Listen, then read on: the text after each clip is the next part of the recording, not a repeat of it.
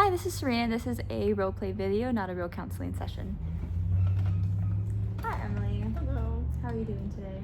I'm good. I'm a little bit stressed with family right now and work and money and just life itself. But What's making you stressed about it? I think not having my family's support when it comes to me buying my own stuff now with my apartment and my car, my phone, like now all the bills, I have to pay. Yeah. So it is a little bit harder to navigate without them helping me. But I'm doing pretty good. It's just also the relationship that I have with my parents right now isn't the best. Yeah. So that's also been causing me a lot of stress recently.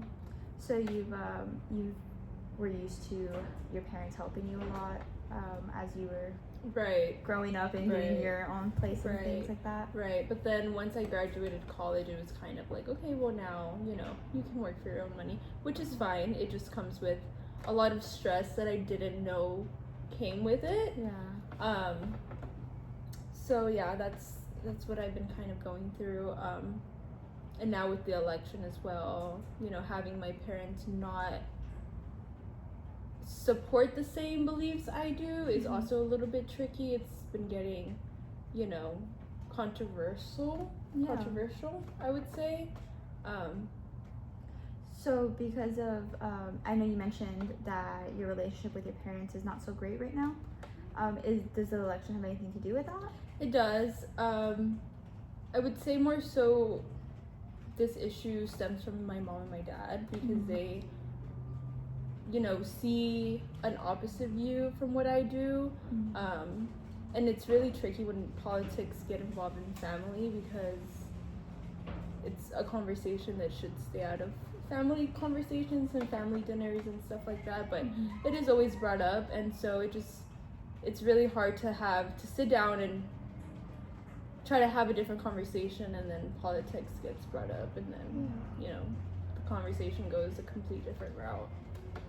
So to dive a little bit more into that, your parents, you talk about that you don't like to talk about politics with your family.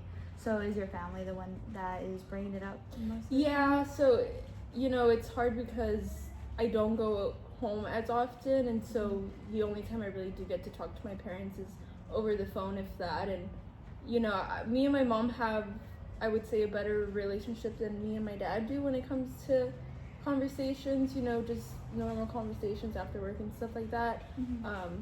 And me and my dad usually won't talk until I get home, because he believes that I should be the one calling him because, he's my father, and I feel that I am his daughter, so that, he should also call me. So we don't really talk to each other when I'm not home and when he's not home. So usually the only time we'll have conversations is when I go down home and visit, which is the last conversation I want to be brought up, but it's always brought up. And he's very adamant on his stance, so it's hard to even try to get a point across, especially because then,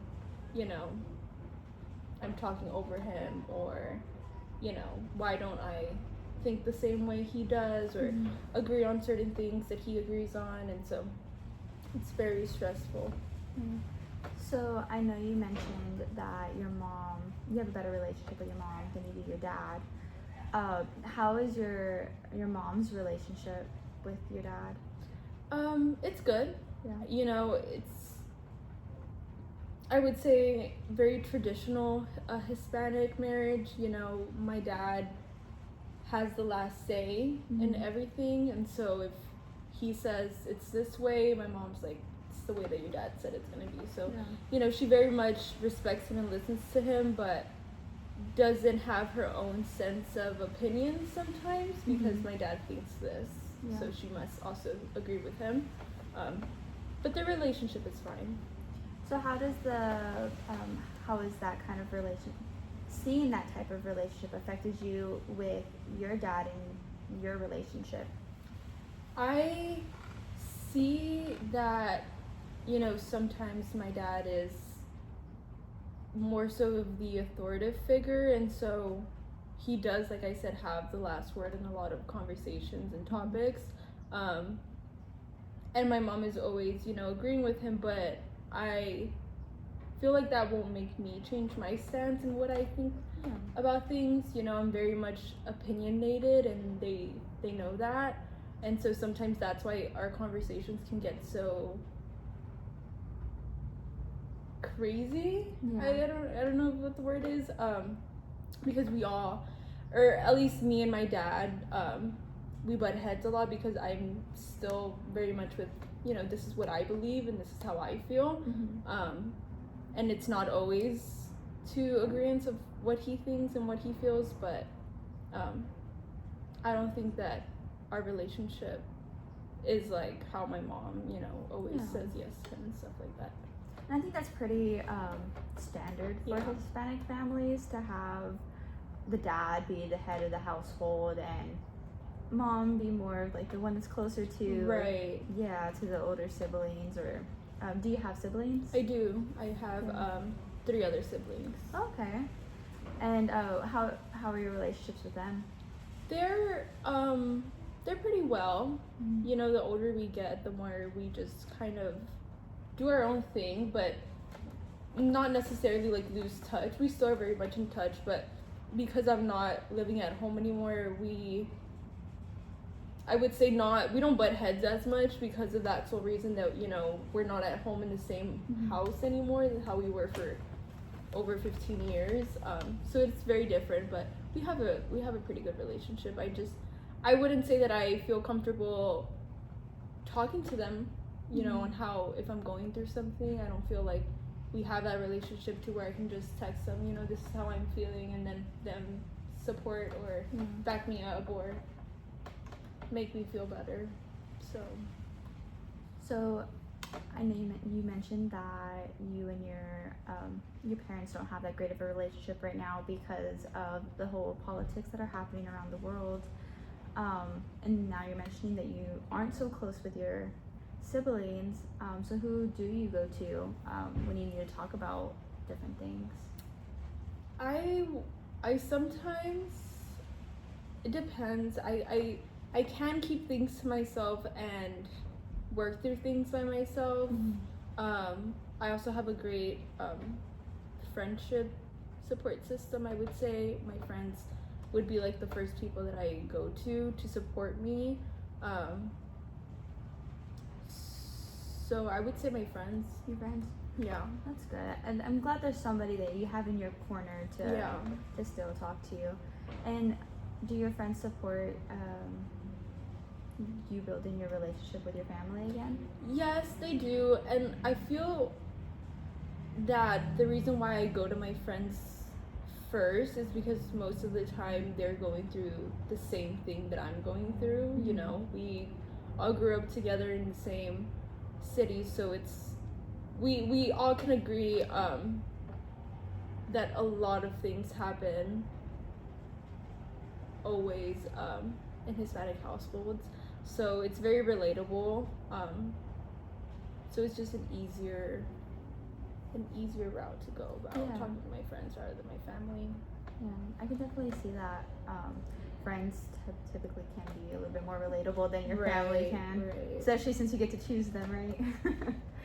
But so going back a little bit to talking about your relationship with your family, do you place a high value on fixing that relationship at all? I do. A lot of the time I feel like I should be the one to fix whatever the issue is, but then I go back and forth with, they should also feel that need to fix things with me. And it's kind of like, I get blamed for not calling them or whatever it may be when the phone goes both ways. So it's, and I am getting older, so I understand that, family is very important and stuff, but just taking things slowly. I feel I can't just, jump in and be like, okay, well, this is how I felt, you know. I just want to be okay with you guys, so, you know, let's forget about it. Because a lot of the time, what happens in a Hispanic household is, whether it be an argument or a conversation that didn't go how I wanted to, no one says sorry. So it's kind of like someone needs to either forget it and move on, or just pretend that it didn't happen and go about your day. So it's very hard having to come to terms with that, you know, apologies aren't told in Hispanic households. Just sweep it under the rug, forget about it and move on. Yeah. So it's pretty difficult when so it sounds like you're at a crossroads of what should the next step be. Right. I'm not sure if, you know, to be the bigger person and just do that for them, or give it some time and hopefully they can realize that, you know, they also have the opportunity to do that as well, to make things a little bit okay. Are there any smaller steps that you think that you would be willing to take? Maybe visiting them a little bit more often. It's hard, you know, working Monday to Friday. I don't really have that much time to go visit them, and when I do, I love it. But I also do value my time alone and, you know, my own place, and not having, you know, people to tell me to clean up their own house when I enjoy cleaning up my own house and just doing my own things. But I would say visiting them a little bit more, maybe even talking, being the person to reach out to my dad to give him the first call, instead of him, you know, just complaining that we don't call him when he could also call us. I could call him first. So those are just a couple steps that I think those are some great steps. Those would be some great first steps, at least to open that line of communication with the family, to provide them the opportunity. Maybe I do need to hear back from you first. Has that ever been communicated? I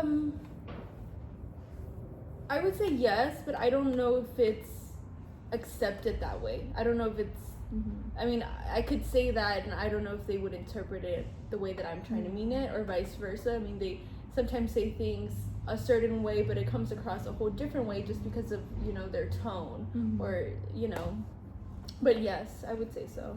That could definitely be difficult. Yeah. So we have a couple of steps that we can start working towards, as far as rebuilding your relationship with your family,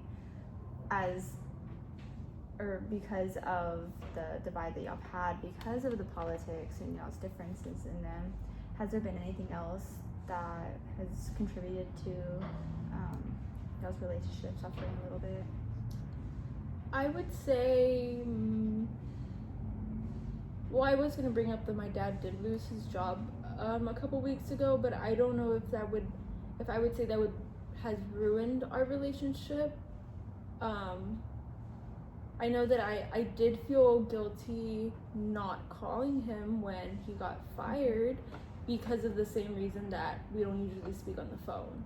So it was just something that was making me nervous and making me feel awkward for something that I haven't done yet, because we don't normally do it. But when I did go home that week and we could have a conversation about it, it's just different when it's over the phone. It becomes a little bit trickier for some reason. So you just prefer more in-person conversations rather than over the phone? Yes. Yeah. I'm not sure why, but yes. Yeah. I feel like it's just a little bit more personal when it's in person. Emotions are misconstrued. Right. Yeah. But I'm glad that you were able to go home and be able to talk to your dad about it in person. I think that was good. And then continuing to open that line of communication with your family is going to be a great first step to letting them start coming back in. And I think that could help with your support system. But I want to thank you so much for coming in. We are out of time. Thank you so much for having me. Thank you.